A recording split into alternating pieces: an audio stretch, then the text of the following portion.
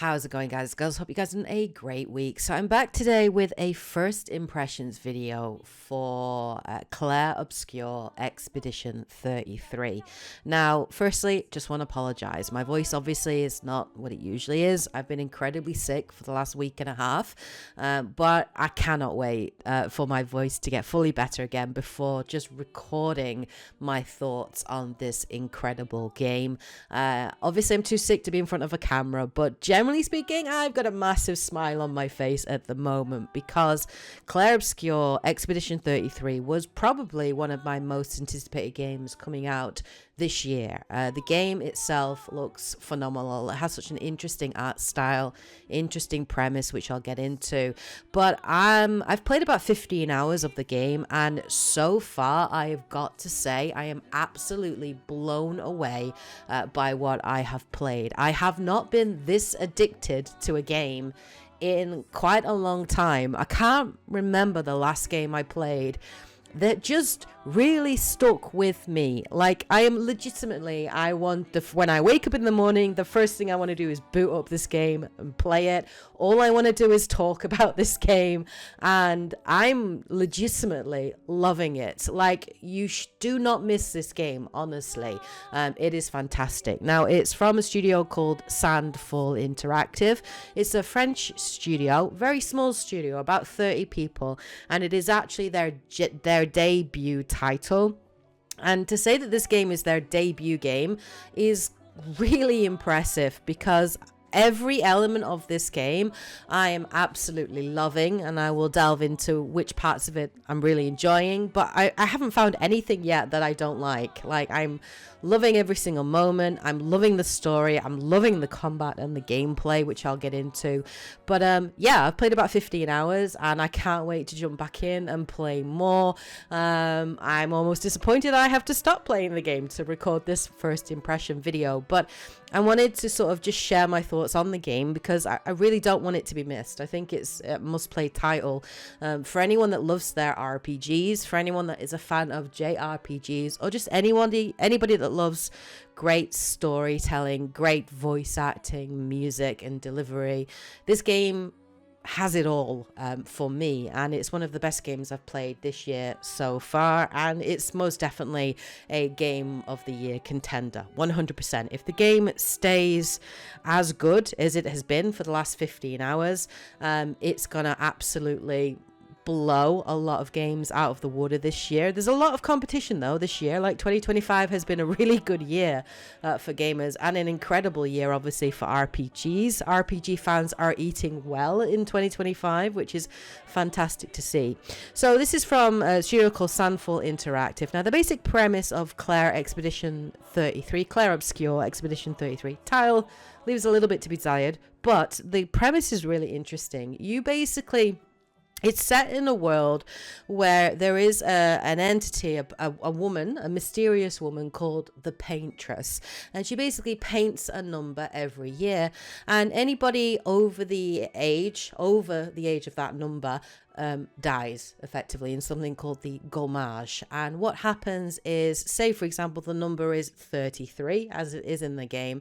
Everybody that is at the age of 33, some people choose to spend the last year of their life on an expedition where they travel to the continent to stop the Paintress, to find out who she is, why she's painting this number, why everybody gets kind of like Thanos snapped out of existence. And that's what it is. It is a bit of a mystery, incredible fantasy world. It's very French in its style and design, and just it's super fascinating for a story, and it's quite deep. It's quite adult, are the themes. It deals a lot with obviously grief. That's a huge part of it. Our own mortality.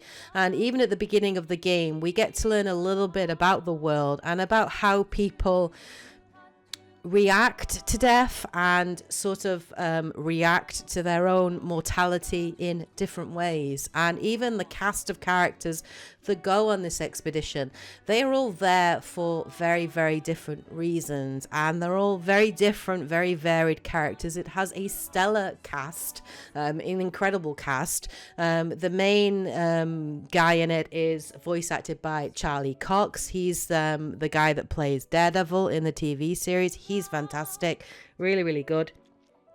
You have Jennifer English. She plays Mael, who is actually the youngest member of the expedition. She's only 16, but there's a bit of a mystery around Mael, and Jennifer English just does an amazing job, honestly. Her performance in this game is just fantastic.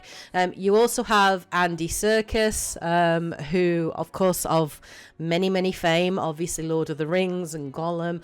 He plays an incredibly mysterious, very sinister initially, very mysterious, charismatic character that just kind of steals every scene that he's in. And I'm only 15 hours in. There's still a lot for me to learn, obviously, with the story, but I'm fascinated to learn more about him. And then, of course, we have, the very beloved Ben Starr, who plays one of the characters in it as well. But not only those, 4 sort of stars, there are many other voice actors that each do a brilliant, stellar job. They really do. And the story, is such a roller coaster of emotions, and even the 15 hours that I've played so far, there have been very strong emotional moments, and I'm not gonna lie, I have actually cried on a few occasions. So if a game can really make you feel something, make you think about something, make you reflect on something that's happened, and even think about it after you've shut the game down, that game is delivering something truly special in terms of sort of storytelling and characterization. But yeah, the dialogue's fantastic, but the voice acting is just phenomenal, especially the English voice cast. But the characters are all written with so much depth, and they're so human, and it's so relatable how many of them react to things and how they interact, and I'm just really enjoying it, and I cannot wait to play more and to find out more about the story. So the story really does not disappoint. It's a fascinating world. Some of the different species and things that are in there, like the Gestrels, which are like these little kind of almost like minion-esque, like childlike sort of very French kind of species. There's like all sorts of things. Like, it's incredible, like the character designs and the monster designs and everything. Just the art direction for this game is phenomenal. It's fantastic. I'm fascinated by the world and by its lore, and I cannot wait to find out more. I'm really excited to actually make some lore content on this game, because I think the world is just fascinating, and I hope that this isn't the only game that we're going to set in this world, because it's very interesting. It's an incredibly interesting setting, and yeah, I'm really enjoying it so far. It is helped by an incredible musical score. Like, the music in this game is just gorgeous. It's really, really good. Apparently the composer was the first person that was actually hired within the game, and you can tell, because the music is so integral to every scene and every moment, and with combat and exploration, it really elevates everything, to the next level. And then the level designs and the artistry and just the settings are just so vibrant and gorgeous and imaginative, and I really cannot say enough positive things, about the art style and the art direction, and they really have outdone themselves with this game. But then on top of that, you have the combat, which I really was like, when I first saw the combat, I was like, oh, I'm not sure, I don't know if I'm going to gel with it, but having played 15 hours, like, the combat for me is the most addictive part for the game. The combat is turn-based. It's turn-based combat, like most JRPGs. So you have basically different characters. You can have a party of 3 at any time, and each of those characters have their own abilities that you can sort of switch between. And the idea with the turn-based combat is that it makes you basically think like, 2 or 3 or even 4 steps ahead. So for example, there's one character called Lune, who effectively is the mage of the party, and she does elemental attacks, elemental damage, lightning, ice, fire, but every time you use an elemental attack, certain abilities will create what's called stains, and these you keep on it. So you might have a light stain or a fire stain or an ice stain, and certain abilities become empowered if you have certain stains in place. So you might kind of like use up that stain to increase the damage of a particular ability or activate another ability potentially, or you might want to queue up multiple different stains, different types of stains to do a more bigger, more powerful attack, which costs AP, which you get, action points, which you get through parrying and dodging and attacking. And so, yeah, it really does make you kind of like coordinate, and it's very, very tactical in that way. And certain characters will combo well off of different characters. So Lune, for example, might set somebody up with a fire attack, a fire weakness, and then Mael can use that fire weakness or fire status effect on the enemy to then go into a different stance. Mael is more of a fencer, so she has like different stances: offensive, defensive, and something called virtuoso, I think. And that's the one that you want to get into, the virtuoso, because it gives you 200% boost to your damage. So you are comboing off of certain attacks and certain moves and setting things up, which is really fun. But like most turn-based combat, like in Persona 5 and different things, you are very much, you queue things up, you press a button and you just watch the action happen. So you're more like watching the action play out that you've set up rather than reacting to things. Now, Clair Obscur Expedition 33 is unique in its turn-based combat style, because while you are obviously attacking and setting these abilities up, there are quick time prompts. So there'll be a prompt that pops up on screen, and if you press the A button at the right time, with the right timing, you will do increased damage or increased healing. So encourage you to stay within the action, and then when enemies attack you, you can actually either dodge that move or you can parry that move. And the parry window is very, very small, so if you time it wrong, which can happen, that enemy can hit you, and some of the mini bosses, for example, will do massive damage. I think I've had a couple of bosses that have done like one-shot moves. Like if you get hit, you just boom, you go down, and then you have to obviously revive for that character.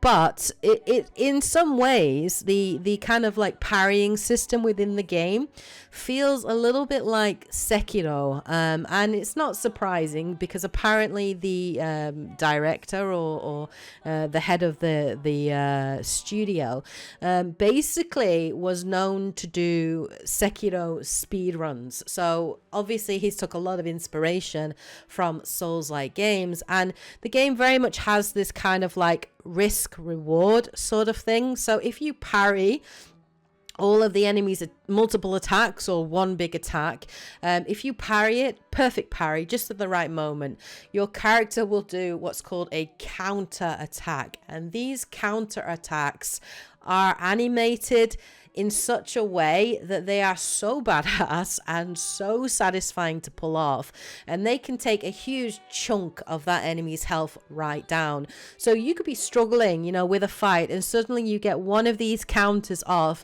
and it just completely changes that fight around, right? Or you could be doing really well in that fight and then you miss a parry, and then obviously things become a completely different kind of situation. So it makes fights feel really tense, but also really exciting.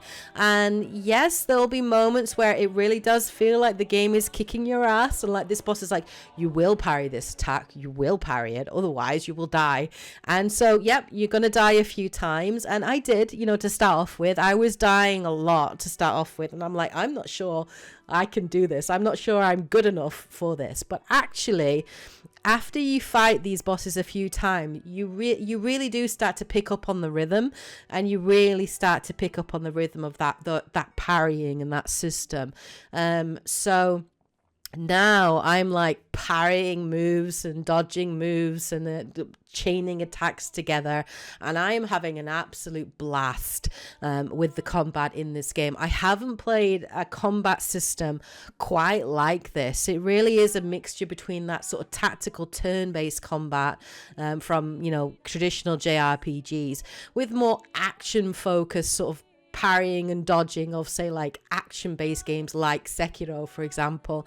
I've never seen those two systems merged together before in such a way that really works, and the game does a great job of like rewarding you, you know, for like choosing to take that risk, and there is such a degree of reward there in terms of things that you unlock and doing that damage to the enemy, that it just feels great. It feels amazing, you know, to pull off those perfect parries, and I am really enjoying the fights. I'm actually finding myself like looking forward, you know, to the next fight, or even when I find the boss and I'm like, right, okay, let's go, let's see what you've got to offer, let's see what your moves are. And I'm actually going into these fights a little nervous but also excited, you know, to see what that boss has to offer. And I haven't felt that way in quite a while, you know, with the combat, and I'm really enjoying it. And some of the boss designs are just incredible, especially some of them look like they've been lifted straight out of Elden Ring. Like, they're so interesting in some of the designs,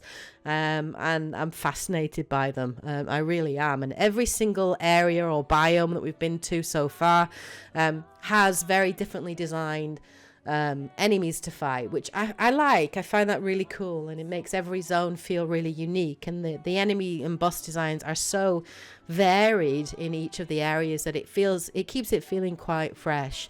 Now, I do hear that the game isn't massive. I hear that you can beat it, the story wise, in about 30 hours, 35 hours from what I hear, and I think it's about 50 hours for like 100% completion. So there is obviously the main story thread through, and it is quite linear, which is nice. It's refreshing to be playing like a more linear you know, RPG, especially having just come off of playing Assassin's Creed Shadows, which is, you know, massive open world, very different style of storytelling. And I really like my more linear, more focused storytelling games. So I'm really enjoying it. I definitely am very much enjoying it. There is a lot of side content and optional content as well. So there are like optional dungeons, there are optional bosses that you can find. If you do go off the beaten track, you might find like a side character, and they might ask you to find something for them, and then you'll get a good reward for that.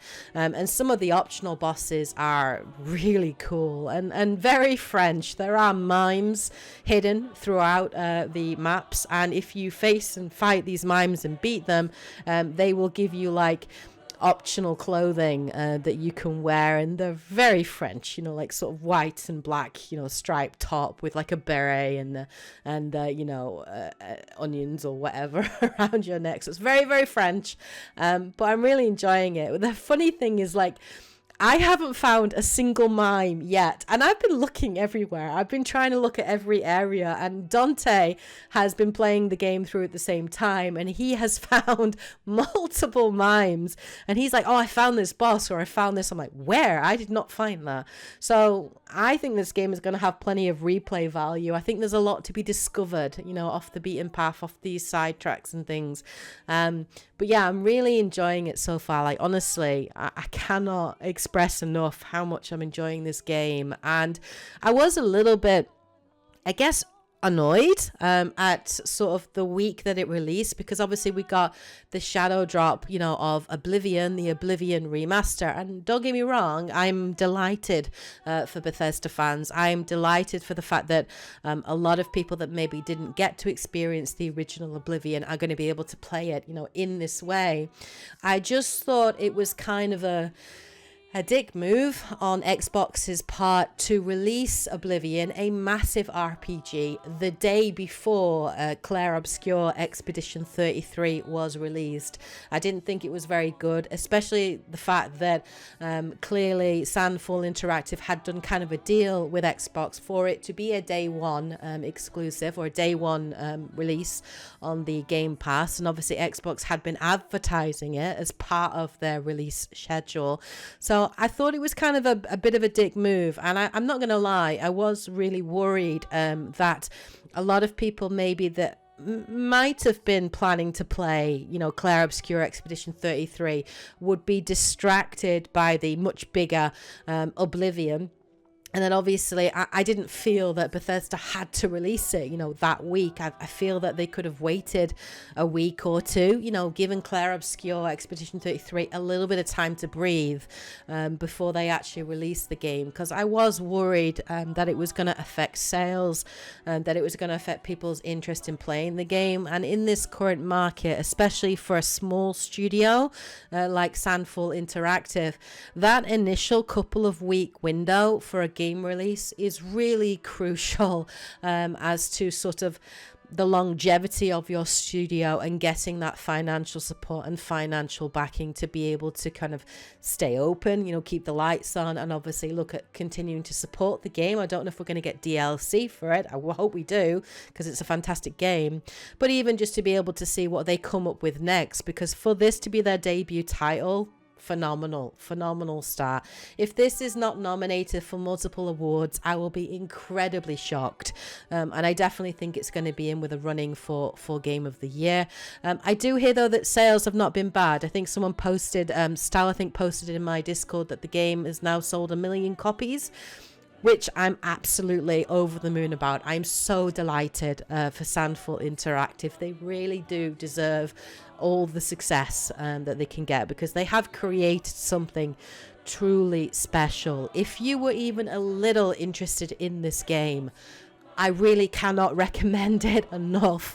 I have never been this kind of excited about a game or loving or enjoying a game in quite a while, and I'm not gonna lie, it's like re-sparked my like passion for games as an art form and as a storytelling platform. And God, I'm just loving it. I'm loving every moment of playing it, and just even thinking about it is making me smile. It's giving me a massive smile, and I can't wait to jump in and play more. I will 100% be doing a full review of this game once it's finished, once I've finished it. I will be taking my time with it though. I'm not gonna be rushing through it, but yes, 100% I'll be doing a full review of the game to share my full thoughts of it once I have finished the story. But so far, phenomenal game. Really enjoying it, and I cannot recommend it more highly.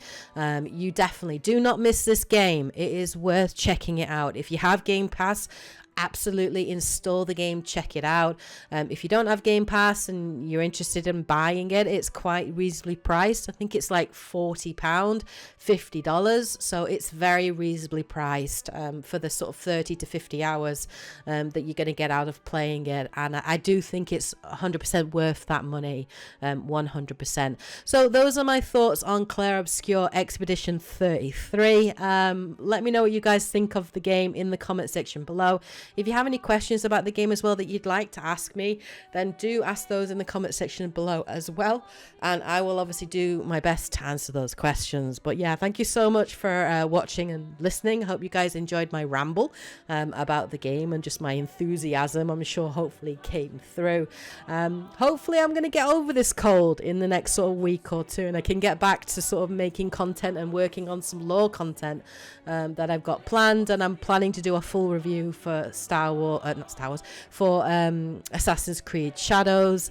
I've still got a review for Monster Hunter Wilds I'm planning to do with Dante, a discussion on that.